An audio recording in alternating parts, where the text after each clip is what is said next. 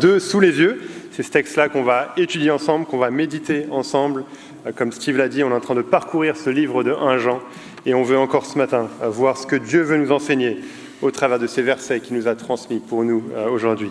Et avant d'aller plus loin, avant de méditer ces versets, je vous invite à prier pour demander l'aide de Dieu pour comprendre sa parole. Prions. Oui, notre Dieu, nous te remercions parce que Jésus nous a tant aimés. Nous te remercions parce que c'est pour nous qu'il a été crucifié, c'est pour nous qu'il est ressuscité, c'est pour nous qu'il a été glorifié. On te remercie, notre Dieu, pour ces vérités si simples mais si profondes. Et on te prie que, encore aujourd'hui, alors que l'on écoute ta parole, ces vérités puissent nourrir notre âme et nous amener à aimer Jésus davantage. C'est dans le nom de Jésus qu'on prie ces choses. Amen. À quoi ça ressemble de vivre dans la dernière heure ? À quoi ça ressemble de vivre dans la dernière heure ? Jean écrit à ses lecteurs, on l'a vu au verset 18, qu'il vivait dans la dernière heure. Il dit « Jeunes enfants, c'est l'heure dernière ». À l'époque où Jean écrit, c'est la dernière heure, ou ce que la Bible appelle ailleurs les derniers jours. Une période qui est marquée, comme on le voit dans notre passage ici, par beaucoup d'opposition à Jésus, des gens qui enseignent des choses fausses. Mais c'est aussi dans cette période-là qu'on vit, nous, aujourd'hui. Contrairement à ce qu'on peut penser parfois, la dernière heure, les derniers jours, ce n'est pas juste une petite période avant que Jésus revienne, mais plutôt c'est toute la période, depuis la résurrection de Jésus jusqu'à son retour. Toute la période depuis la résurrection de Jésus jusqu'à son retour. C'est la période où il ne reste, comme on le dit parfois, plus qu'un événement dans le calendrier de Dieu. Il ne reste plus qu'un événement dans le calendrier de Dieu, le retour de Jésus comme juge et comme roi. C'est ça la dernière heure de la grande histoire de Dieu, la dernière étape dans son plan. Et donc, il y a 2000 ans, ces lecteurs de 1 Jean, ils vivaient dans la dernière heure. Et nous, aujourd'hui, à Bruxelles, en 2024, on vit aussi dans la dernière heure. À quoi ça ressemble de vivre dans la dernière heure ? Il y a des faux enseignants qui grouillent un peu partout autour de nous, sur Internet, sur YouTube, dans nos librairies, dans nos églises, des gens qui enseignent des choses fausses par rapport à Jésus, en se laissant contrôler par ce qu'ils pensent être vrai, plutôt que par la vérité révélée par Dieu. En plus de ça, il faut ajouter les difficultés à vivre en tant que chrétien dans ce monde, les tentations, la lutte contre le péché, les défis d'être chrétien au travail, les hauts et les bas de la vie chrétienne. Et en plus de ça, en plus de tout ça, on doit ajouter certains doutes personnels par rapport à ma foi, par rapport à mon assurance chrétienne. Qu'est-ce qui me dit que je vais tenir bon ? Qu'est-ce qui me dit que je suis dans la lumière et pas dans les ténèbres, comme on le voit dans 1 Jean ? Alors comment vivre en tant que chrétien dans la dernière heure ? Comment tenir bon jusqu'au retour de Jésus ? C'est à ça que notre passage répond. Il y a 2 choses que notre passage met en avant. Vous avez le plan dans le feuillet. 2 choses qu'on va voir ensemble. La première, n'aimez pas le monde, vous avez bien mieux. N'aimez pas le monde, vous avez bien mieux. Parfois, on a besoin d'être rappelé de vérités qui sont essentielles, pas vrai ? Quand on prend le train ou l'avion, à la fin, ils nous disent, avant de sortir, n'oubliez pas vos affaires dans le train. On écoute, on se dit, c'est évident quand même, pourquoi ils ont besoin de rappeler ça ? Ah tiens, j'ai oublié ma sacoche. On a besoin d'être rappelé de vérités qui sont essentielles. C'est un peu ça qu'on voit ici dans les premiers versets, les versets 12 à 14. Jean rappelle à ses lecteurs des vérités qui sont essentielles. Il commence en s'adressant au verset 12 à ceux qu'il appelle « petits enfants », ou au verset 14, c'est les mêmes personnes « jeunes enfants ». Ici, il ne parle pas de ceux qui sont enfants en termes d'âge, mais c'est plutôt le mot qu'il utilise, le terme qu'il utilise dans toute sa lettre pour parler de tous ses lecteurs. On le voit justement au verset 18. « Jeunes enfants, c'est leur dernière ». Ou un peu plus loin également dans cette lettre, verset 28. « Et maintenant, petits enfants, demeurez en lui ». Donc il parle de ses lecteurs comme des jeunes enfants, comme des petits enfants, un moyen de désigner tous ses lecteurs. Il rappelle à tous donc en premier des vérités fondamentales. Qu'est-ce qu'il leur rappelle ? Verset 12. « Je vous écris, petits enfants, parce que vos péchés vous sont pardonnés à cause de son nom. » Qu'est-ce qu'il y a de meilleur que ça ? Que de savoir que nos péchés sont pardonnés. Que d'être rappelé que Dieu a totalement oublié, totalement mis de côté nos offenses envers lui. C'est la chose la plus précieuse au monde. De savoir que tout le mal que l'on a fait, tout le mal qui nous condamnait éternellement en enfer, sous la colère de Dieu, le mal qu'on ne pouvait rien faire pour enlever, ce mal a été pardonné. Ce mal a été effacé. Il n'y a rien de plus merveilleux que ça, et c'est pour ça qu'on veut annoncer cet évangile, cette bonne nouvelle dans le monde entier, comme Céline, même parmi des peuples qui n'ont jamais entendu parler de cet évangile, pour qu'eux aussi aient le pardon des péchés. Et si nos péchés sont pardonnés, ce texte nous dit, c'est à cause de son nom, à cause du nom de Jésus. Ce n'est pas à cause de nos efforts, ce n'est pas à cause de nos performances spirituelles d'hier, ce n'est pas à cause de nos capacités pour continuer à plaire à Dieu aujourd'hui, ce n'est pas à cause de ce que l'on ressent ce matin envers Dieu, ce n'est pas à cause de ce qu'on va faire aujourd'hui pour plaire à Dieu. Non, ces choses n'ont rien à voir là-dedans. Ces choses ne peuvent pas pardonner le moindre des péchés. Si nos péchés ont été pardonnés, s'ils sont toujours pardonnés aujourd'hui et s'ils seront toujours pardonnés dans le futur, c'est uniquement à cause du nom de Jésus, à cause de son nom. C'est ce qu'on a vu dans 1 Jean, parce que le sang de Jésus, la mort de Jésus, à notre place sur la croix pour prendre la colère de Dieu, son sang nous purifie de tout péché. Quelle merveille, n'est-ce pas ? Mais Jean veut aussi rappeler autre chose à tous ses lecteurs. Un peu plus loin, au verset 14, il s'adresse à nouveau à tout le monde. Et voilà ce qu'il dit. « Je vous écris, jeunes enfants, parce que vous avez connu le Père. » Ce n'est pas seulement que nous avons reçu le pardon de toutes nos fautes, ce n'est pas seulement qu'on est juste devant Dieu, mais c'est aussi qu'on le connaît, lui, comme notre Père. On a cette relation personnelle et vivante avec le Dieu de l'univers. Peut-être qu'on demande aux gens autour de nous, mais qui est Dieu ? Ils pensent à Dieu comme quelqu'un d'austère, quelqu'un de distant, quelqu'un de froid, d'indifférent. Mais selon la Bible, pour les croyants, Dieu est le Père qui pardonne nos péchés. Voilà ce qui est vrai pour chacun de nous en tant que chrétiens. Voilà ce que Jean veut rappeler à ses lecteurs pour qu'ils ne doutent pas. Mais ensuite, Jean va mettre l'emphase sur certaines vérités en s'adressant à 2 groupes de personnes, ceux qui sont plus âgés et ceux qui sont plus jeunes. Il s'adresse d'abord au Père, au verset 13, et à nouveau au verset 14, en répétant la même chose. Si on regarde le début du verset 13, « Je vous écris, Père, parce que vous avez connu celui qui est dès le commencement. » Il ne parle pas ici juste à ceux qui sont pères, mais à tous ceux qui sont plus âgés, qu'ils soient hommes ou femmes, ou on pourrait dire aujourd'hui, il s'adresse aux seniors, et il leur rappelle qu'ils connaissent celui qui est dès le commencement. Alors, ce n'est pas facile de savoir si ça fait référence au Père ou au Fils, mais en tout cas, Jean dit à ces personnes qui sont avancées en âge, qu'ils ont connu Dieu à un moment donné, qui connaissent toujours le même Dieu, et que ce Dieu, il existe de toute éternité. Même si leur foi prend de l'âge, dans un certain sens, le Dieu en quel ils ont cru n'a pas changé, et il ne changera jamais.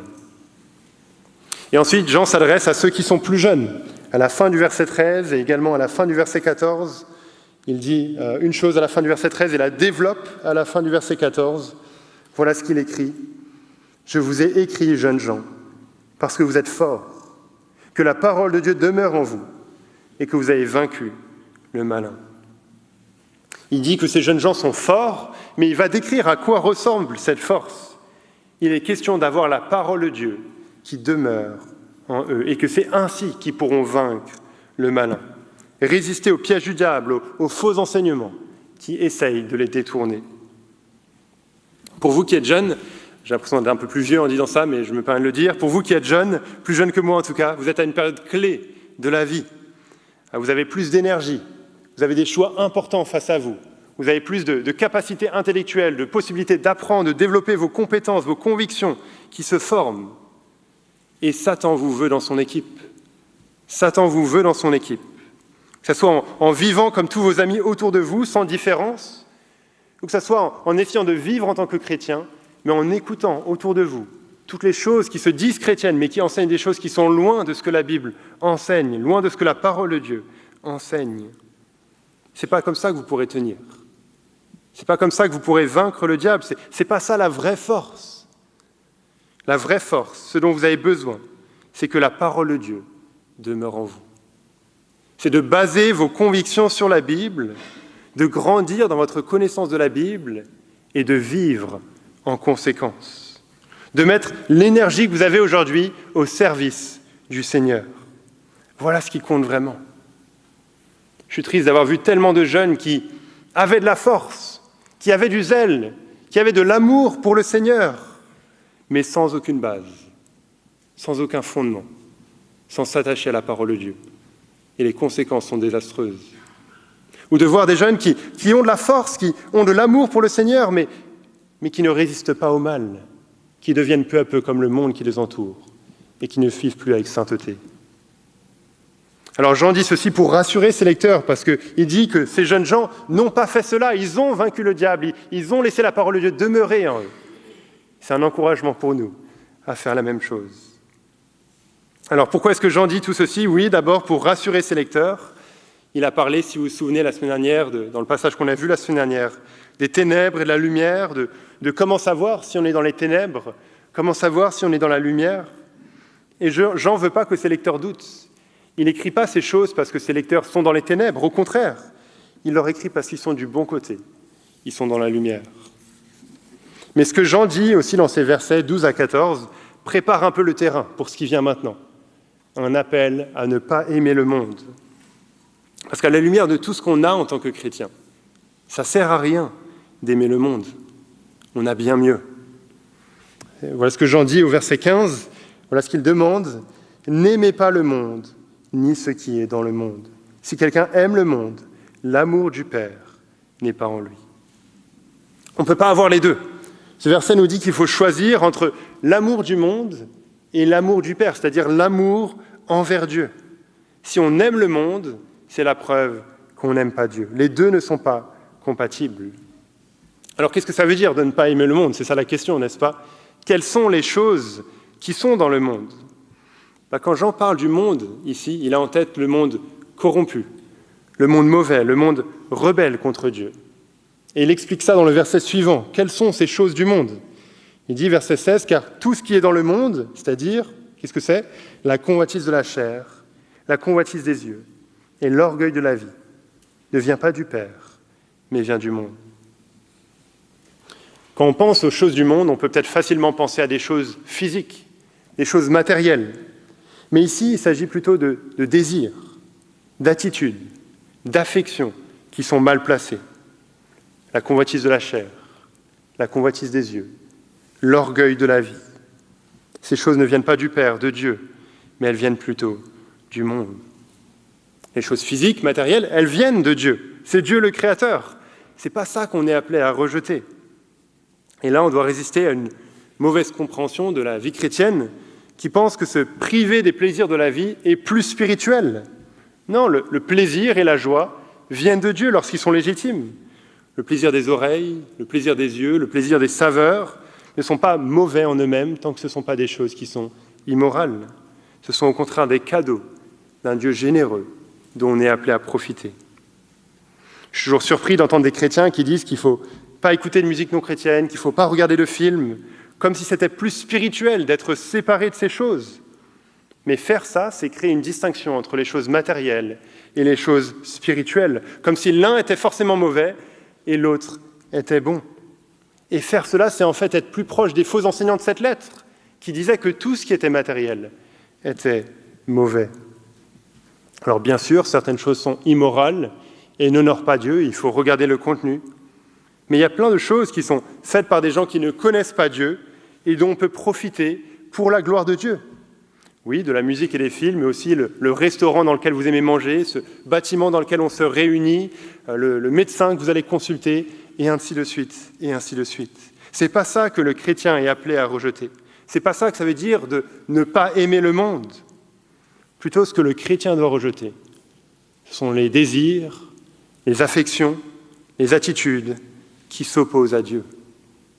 La convoitise de la chair, c'est-à-dire ces désirs mauvais, pécheurs en nous, le cœur qui désire quelque chose que Dieu a interdit ou qui désire des choses légitimes, mais de la mauvaise manière, avec idolâtrie.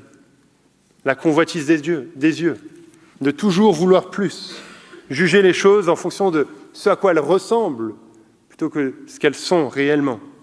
se laisser orienter par l'attrait de ce que l'on voit, et l'orgueil de la vie.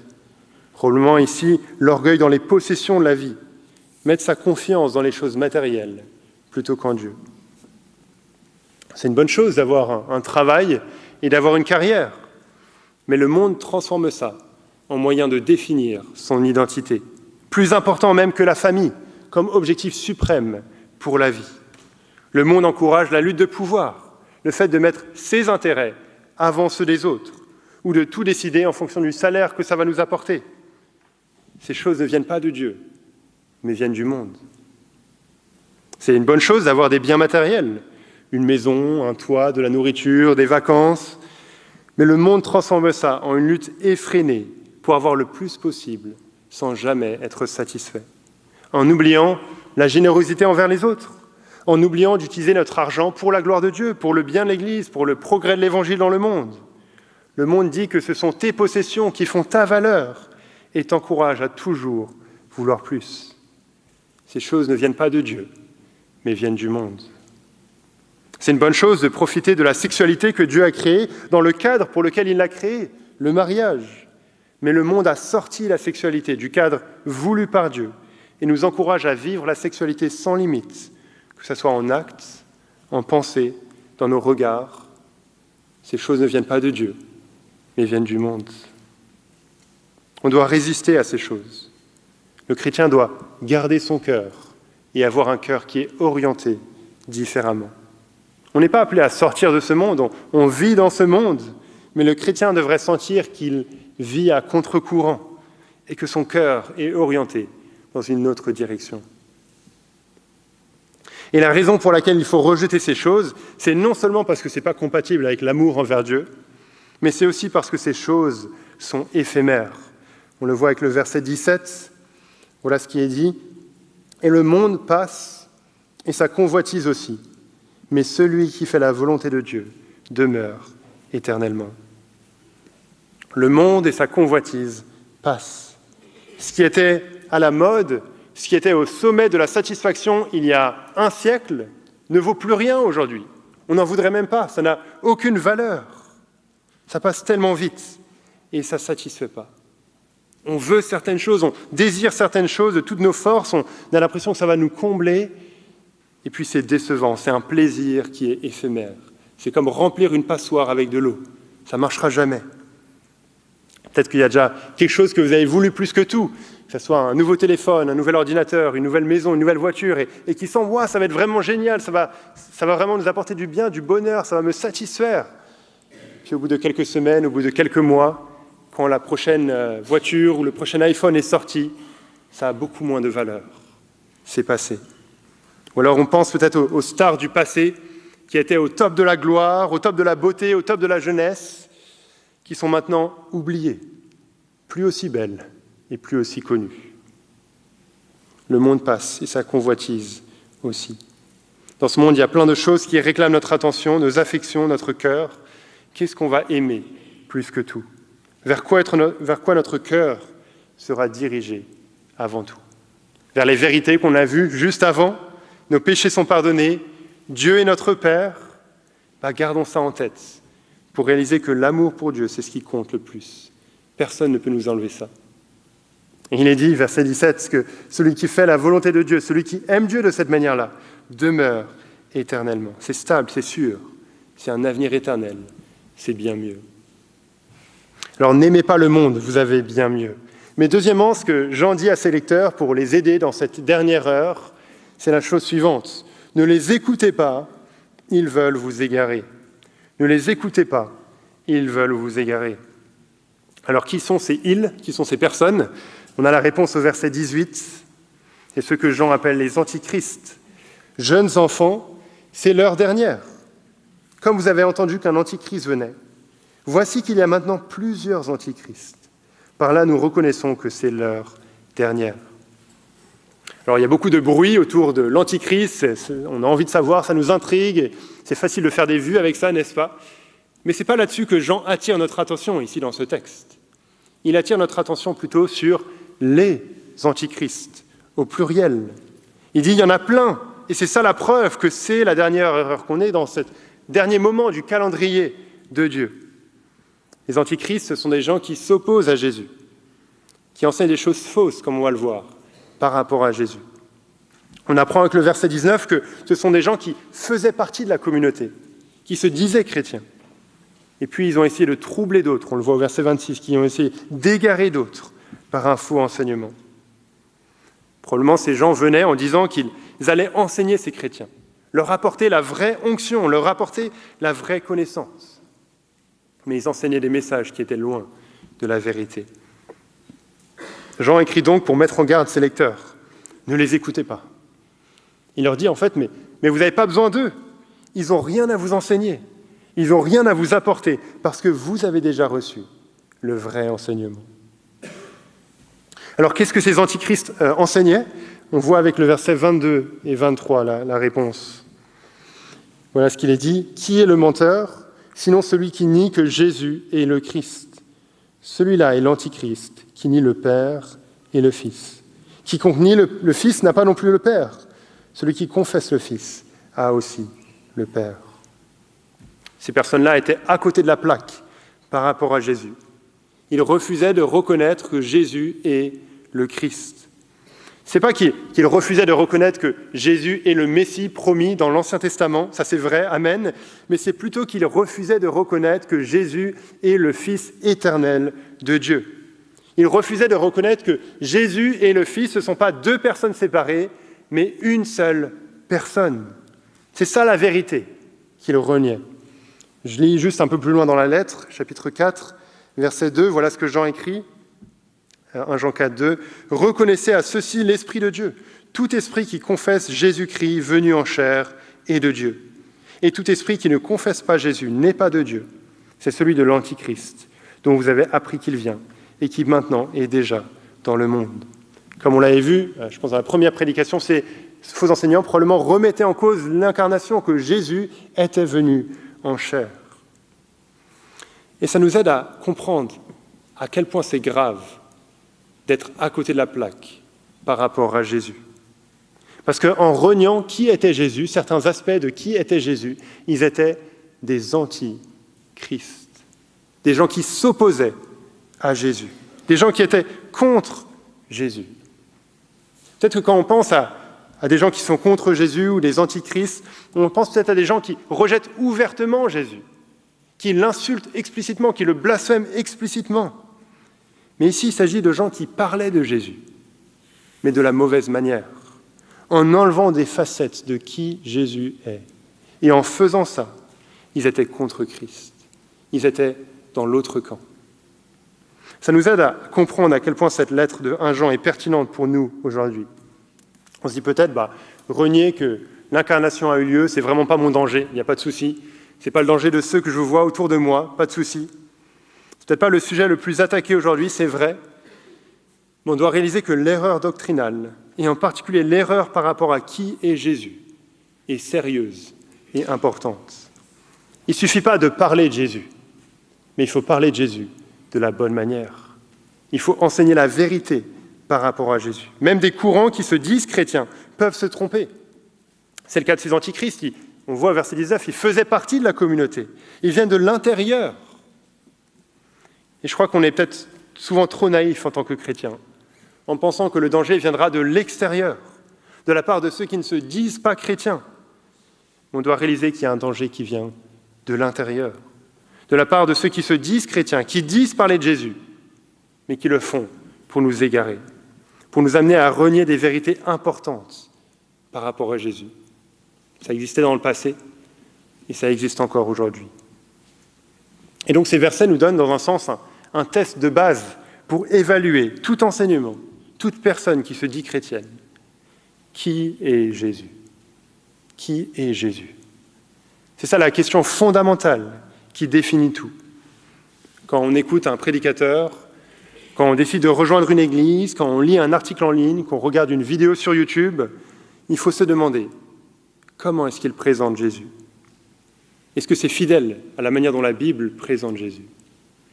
Il ne faut pas juste se demander est-ce qu'il parle de Jésus, mais plutôt de quel Jésus est-ce qu'il parle ? Est-ce que c'est le Jésus que la Bible présente ? Est-ce que c'est le vrai Jésus, le Fils éternel de Dieu, venu en chair dans ce monde pour payer pour nos péchés et pour nous donner la vie éternelle? Ou est-ce que c'est un Jésus inventé par les hommes, qui existe pour mon confort personnel, pour mon développement personnel, pour ma guérison, pour ma prospérité? C'est ça la question fondamentale. Et c'est important parce que, en perdant certaines choses par rapport à Jésus, on perd tout. C'est ce que le verset 23 nous dit. Quiconque nie le Fils n'a pas non plus le Père. Celui qui confesse le Fils a aussi le Père. Renier Jésus, ne pas avoir Jésus tel que la Bible le présente, c'est renier le Père. C'est se priver de Dieu lui-même. Beaucoup pensent aujourd'hui qu'on peut avoir accès à Dieu au travers de la spiritualité, au travers de l'ambiance, au travers de ressentis, au travers de l'architecture d'une belle église, au travers de la musique d'un culte. C'est comme ça qu'on peut entrer dans la présence de Dieu. Mais si Jésus n'est pas là, Dieu n'est pas là non plus. Si on n'a pas le Fils, alors on n'a pas le Père. Sans Jésus, on est séparé de Dieu et toujours sous la condamnation pour nos péchés, pour l'éternité. Le seul moyen d'avoir accès à Dieu, le seul moyen d'être réconcilié avec le Père, c'est au travers du Fils. C'est ce que Jésus lui-même a dit. On connaît ce verset de Jean 14, verset 6. Jésus dit « Je suis le chemin, la vérité et la vie. Nul ne vient au Père que par moi. » Jésus est le seul chemin pour accéder à Dieu, parce qu'il est le seul qui a pu payer pour nos péchés par sa mort sur la croix. Alors qu'il prend la condamnation pour tous ceux qui croiraient en lui, alors qu'on place notre confiance en lui, on est réellement pardonné, comme on l'a vu, on a réellement le pardon de nos péchés, on a réellement accès à Dieu, on a le Père, parce qu'on a le Fils. Et donc ça veut dire que l'accès à Dieu ne se fait pas au travers d'une ambiance, au travers de ressentis, au travers d'un bâtiment, ou même au travers de soi-disant miracles. L'accès à Dieu se fait au travers d'une personne, d'un message dans lequel on croit. Jésus, le Fils éternel de Dieu, venu dans ce monde pour nous racheter. Si on n'a pas cette personne, si on n'a pas Jésus, on est privé du Père, privé de Dieu, peu importe les sentiments qu'on ressent. Et donc, l'implication de ça, ça veut dire que la religion, la spiritualité, sans Jésus, n'a aucune valeur devant Dieu, ne nous apporte rien par rapport à Dieu. S'il n'y a pas Jésus, il n'y a pas le Père non plus. Ça a beau parler de Dieu, ça a beau avoir l'air religieux, mais si ce n'est pas juste par rapport à Jésus, ce n'est pas différent au final de l'athéisme, qui rejette Dieu. On entend parfois des gens qui ont un discours religieux, qui parlent de Dieu, mais qui rejettent Jésus, ou alors qui rejettent certains aspects fondamentaux de ce que la Bible enseigne sur Jésus. Et c'est tentant pour nous de penser que, parce qu'ils parlent de Dieu, parce qu'ils reconnaissent l'existence de Dieu, alors ils sont un peu plus proches de Dieu que nos amis athées qui rejettent l'existence de Dieu. Mais si on prend en compte ce verset 23, alors il n'y a aucune différence entre les deux, entre ceux qui rejettent explicitement Dieu et ceux qui reconnaissent l'existence de Dieu en rejetant Jésus ou en reniant des vérités fondamentales par rapport à Jésus. Peu importe à quel point ils parlent de Dieu, les deux sont privés du Père, privés du salut, parce qu'ils n'ont pas le Fils. Vous avez peut-être entendu que le pape François était à Singapour il y a quelques jours, et voilà ce qu'il a dit dans le cadre d'un de ses discours interreligieux. Je cite, « Toutes les religions sont un chemin vers Dieu. Elles sont comme des langages différents pour arriver à Dieu. Mais Dieu est Dieu pour tous. Il n'y a qu'un seul Dieu, et chacun d'entre nous a un langage pour arriver à Dieu. Certains sont sikhs, musulmans, hindous, chrétiens, et ce sont des chemins différents vers Dieu. » Lorsque le pape dit ceci, il rejette Jésus, qui, comme on l'a dit, comme on l'a vu, comme la Bible enseigne, est le seul chemin pour accéder à Dieu, le seul moyen d'accéder au Père. Et donc, même si ça a l'air religieux, ce que le pape dit ici n'a rien de bien différent de l'athéisme, au final. Privé du Père, parce qu'il n'y a pas le Fils. En se privant de Jésus, on renie la foi chrétienne tout entière et on se prive de Dieu. On doit réaliser que c'est la même chose avec l'islam. J'ai beaucoup de joie à parler avec mes amis musulmans et on a l'impression d'avoir beaucoup de choses en commun. Mais il ne faudrait pas se tromper. Si l'on parle de Dieu, si l'on parle même d'un Dieu créateur, si l'on parle même de péché, mais qu'on ne reconnaît pas Jésus comme le Sauveur, Dieu venu en chair, alors on n'a pas Dieu non plus. On est privé de Dieu. Et c'est pour ces raisons-là que la doctrine, la théologie, ce n'est pas inutile, mais c'est important. Parce que notre réponse, notre manière de répondre à certaines questions de doctrine, à certaines questions de théologie, marque la différence entre le paradis et l'enfer. C'est important. C'est pour cette raison-là que, dans cette Église, on dit régulièrement ces choses, on avertit régulièrement contre ces choses, et même, parfois, oui, contre des gens qui enseignent des choses différentes. Pourquoi ? Parce que notre âme est en jeu. Votre âme est en jeu. Notre avenir éternel dépend de la réponse à ces questions. Voilà ce que ces faux enseignants perdent, et voilà ce qu'on perd, nous, en les écoutant. Alors, comment leur résister ? Jean met en avant deux choses dans la fin de ce passage pour aider ces chrétiens à résister aux faux enseignants. La première chose, c'est qu'ils doivent rester attachés au message qu'ils ont entendu depuis le tout début. Regardez ce qu'il dit au verset 21. « Je vous ai écrit, non parce que vous ne savez pas la vérité, mais parce que vous la savez, et parce qu'aucun mensonge ne vient de la vérité. » Et encore verset 24. « Pour vous, ce que vous avez entendu dès le commencement doit demeurer en vous. Si ce que vous avez entendu dès le commencement demeure en vous, vous demeurerez, vous aussi, dans le Fils et dans le Père. » Depuis le tout début, ces chrétiens ont entendu le vrai message par rapport à Jésus, le message transmis par les apôtres eux-mêmes, le vrai évangile. C'est à ça qu'ils doivent rester attachés. C'est ce message qui doit demeurer en eux. C'est pour ça que Jean dit qu'il leur écrit, non pas parce qu'ils ne connaîtraient pas la vérité, non, ils la connaissent la vérité, ça leur a été enseigné. Ils connaissent la vérité, et c'est à ça qu'ils doivent rester attachés. La foi chrétienne, c'est un message ancien, et qui doit rester ancien, tel qu'il nous a été transmis. On ne doit pas innover, on ne doit pas le changer, on ne doit pas le modifier. Alors bien sûr que les temps changent et qu'on veut parler de ce message avec les mots d'aujourd'hui, pour que les gens d'aujourd'hui nous comprennent. Mais on doit réaliser que le message lui-même n'a pas changé. Ce message nous a été transmis par les apôtres eux-mêmes dans le Nouveau Testament. Et ainsi, on a aujourd'hui la Bible entière, les 66 livres de la Bible, qui sont la parole de Dieu, la vérité que Dieu a voulu révéler par rapport à lui-même aux êtres humains.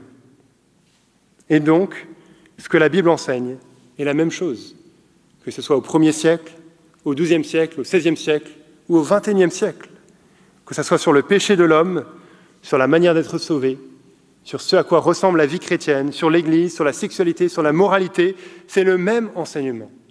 Ça n'a pas changé et ça ne doit pas changer. Il faut rester attaché à cet enseignement. Voilà la première manière de résister, rester attaché au message qui a été transmis. Pour nous aujourd'hui, rester attaché à la parole.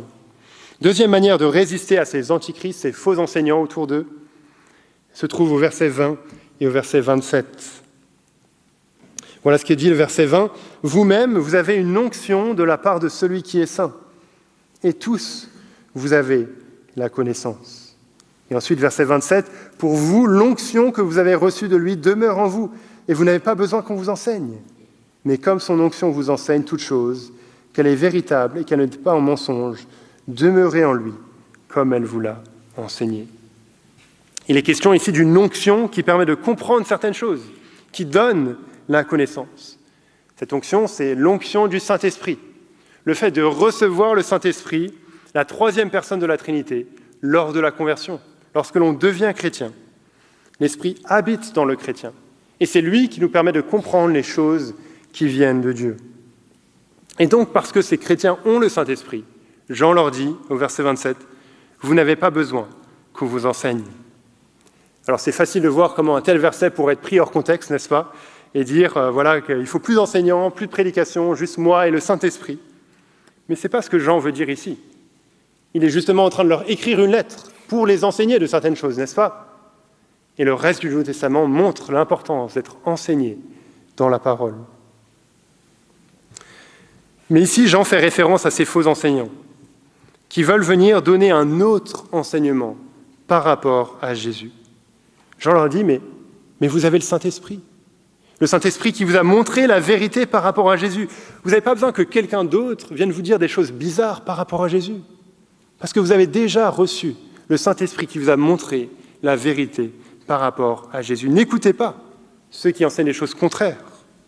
Plutôt, vous connaissez la vérité. Demeurez dans cette vérité.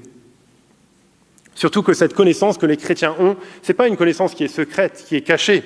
Il le dit au verset 20, vous avez une onction de la part de celui qui est saint, et tous, vous avez la connaissance. Pas juste certains, pas juste les plus privilégiés, mais tous, vous avez la connaissance. Tous ces chrétiens ont l'onction du Saint-Esprit, chaque chrétien a le Saint-Esprit. Ce n'est pas un cadeau réservé à certains privilégiés, c'est donné par Dieu lors de la conversion. Et donc tous ont la connaissance. C'est l'une des promesses de l'Ancien Testament pour la Nouvelle Alliance, l'alliance que Jésus est venu inaugurer, que tous connaîtront Dieu. Il n'y a pas de différence entre les chrétiens. Il n'y a pas de degré de spiritualité. Tous ont le Saint-Esprit. Et donc tous ont les yeux ouverts à la vérité par rapport à Dieu. Il n'y a pas de connaissance secrète. Il n'y a pas de connaissance cachée.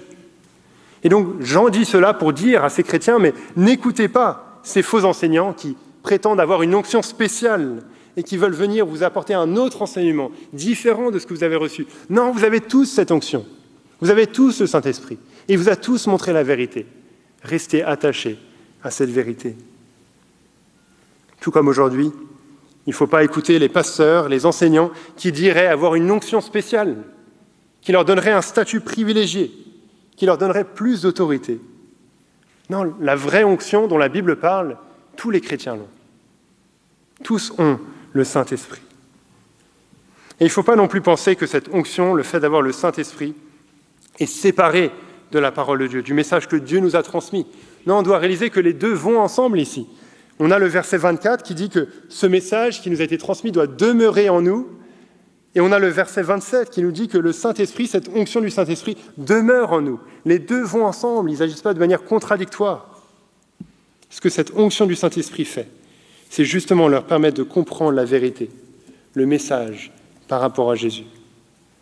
Si on parle de la parole, on a besoin de l'Esprit pour nous aider à comprendre la parole. C'est pour ça qu'on prie généralement avant la prédication, avant d'enseigner, avant d'écouter la parole, parce qu'on a besoin de l'œuvre de l'Esprit pour nous aider à comprendre la parole. Et si on parle de l'Esprit, on doit parler de la parole, parce que c'est son rôle de nous illuminer, nous éclairer pour comprendre la parole. Et si on doit affirmer ces choses avec force, et en guise de conclusion, c'est parce que là aussi l'enjeu est important. Comme on l'a vu, si on refuse de rester attaché à cette vérité, on perd tout, le Fils et le Père. Mais si on reste attaché à ce message, alors on demeure dans le Fils et dans le Père. On est en communion, en fait, comme on l'a vu au tout début de la lettre de Jean, dans chapitre 1, verset 3, avec Dieu lui-même. Et regardez la promesse qui nous est faite. On n'a pas vu ce verset encore, on va terminer ici. Verset 25. « Voici la promesse qui nous a faite, la vie éternelle. » Les faux enseignants se privent du Père et se privent du Fils. Et ceux qui les écoutent courent le même danger. Mais ceux qui s'attachent au vrai évangile, ceux qui s'attachent à la vérité à laquelle l'Esprit leur a ouvert les yeux, ils ont le Fils et ils ont le Père. Ils ont la vie éternelle. Voilà ce que Dieu nous a donné par grâce. Le pardon des péchés à cause de Jésus, du nom de Jésus. La vie éternelle avec lui. La fin de toute souffrance. La fin du combat. La fin de toute lutte. La joie éternelle dans sa présence pour toujours. Notre âme qui est pleinement satisfaite alors qu'on trouvera notre bonheur suprême en Dieu. Toutes ces choses, ce n'est pas des choses qu'on a acquises, mais ce sont des choses que Dieu nous a données par grâce. Et si c'est lui qui nous les a données, on peut avoir confiance qu'il ne va pas nous les reprendre. Alors voilà de quoi nous encourager dans cette dernière heure. Malgré les luttes, malgré les défis, malgré les combats, voilà les vérités vers lesquelles on veut regarder. Et on veut se rappeler, comme on va le chanter dans un instant, que de tout temps et pour l'éternité, Jésus-Christ est Seigneur. Il est sorti du tombeau, il est Seigneur. Tout genou fléchira, toute langue confessera que Jésus est Seigneur. Prions pour terminer. Oui, notre Dieu nous